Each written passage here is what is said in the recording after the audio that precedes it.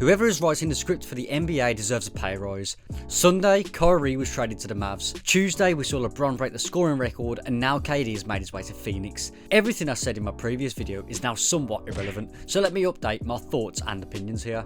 Starting with the Kyrie trade. Everything I said about how this dynamic may work still remains true, but I want to add an extra thought I had.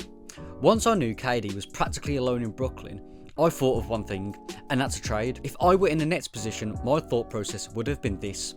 We have KD, but no other star pieces right now, so our chances of a championship is unlikely. So let's rebuild and get a strong group together. Getting solid pieces in Dinwiddie and Finney-Smith is a good start, but now we can trade KD somewhere to get even more value. That is what I would have done as the Nets GM. But then Woj came out and said this. Where do things stand with Brooklyn? Brooklyn and Kevin Durant, there's been a lot of conversation about what this roster is going to look like, how they can reshape this team. I think there's been no shortage of calls to the Nets about whether they would have interest in engaging on Kevin Durant. They've been told so far, we have no intention of trading Durant. The Nets had no intention of trading KD at this time. Despite this, there was still speculation around the trade. The speculation saw teams resurface with offers from the first time that KD wanted out of Brooklyn. Teams like Miami, there was even talk of Boston and of course Phoenix. These were all small murmurings though. After all, the Nets said they weren't trading him, right? No. KD went to Phoenix just days after they said, nah, he's not on the market. When I heard this news, that's all I heard. I'd only heard that there was a trade. I heard that KD went to Phoenix and that's it. Immediately, once I heard it, I said that 3 players were likely gone. Jay Crowder, DeAndre Ayton, and a player like Cam Payne.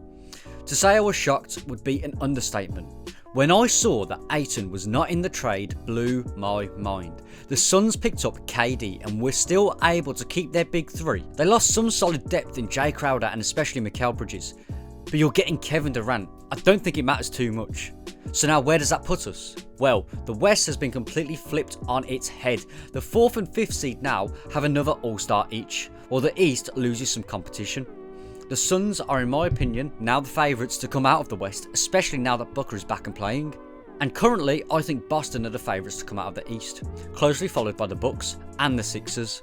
Besides those 3 teams, I don't think anybody else has a chance in the East, but I want to look at the Nets now. In the aftermath of losing 2 All-Stars, they gained a solid group of players, with Dinwiddie, Finney-Smith, Mikal Bridges and Cam Johnson, not to mention the emergence of their new star player, Cam Thomas. The Nets have a solid group, but at this time, they're nowhere near contender status. Given an all-star caliber player, this team can become something similar to what the Cavs currently have, I believe. Depending on where they finish, they could potentially draft someone like that with all-star talent, or they could put all their money behind Cam Thomas, with the additional bonus of free agency signings. We'll have to wait and see.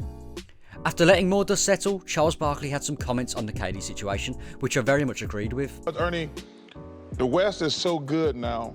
You're gonna need a good bench. You can't go to war with just KD, Booker, and Ayton because the West is so loaded. Your bench is going to be really important. They gave up a lot. So I think the buyout market, I'm going to be watching that for my sons. Our starting unit, we're good to go. But to win 3 series just to get to the finals, your bench is going to be huge. This Western Conference is loaded, and so your bench is going to be the deal breaker. Every playoff team in the West right now has an all-star on it, besides the Timberwolves, and even then, they have Anthony Edwards, who was considered a snub. Then moving past that, the teams not even in the playoffs right now have all-stars. In fact, there's only 3 teams in the West that don't have all-stars, bearing in mind that most of these teams have 2 all-stars on it as well, or an all-star caliber player. So as stated before, the bench will be the biggest difference maker here. But now, I pass the question off to you.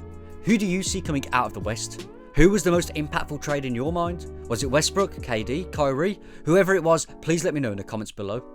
But that's going to wrap it up for today's video. Thanks so much for watching. I hope you have enjoyed, and if you did, a like and subscribe would be greatly appreciated. And with that said, I'll see you in the next one.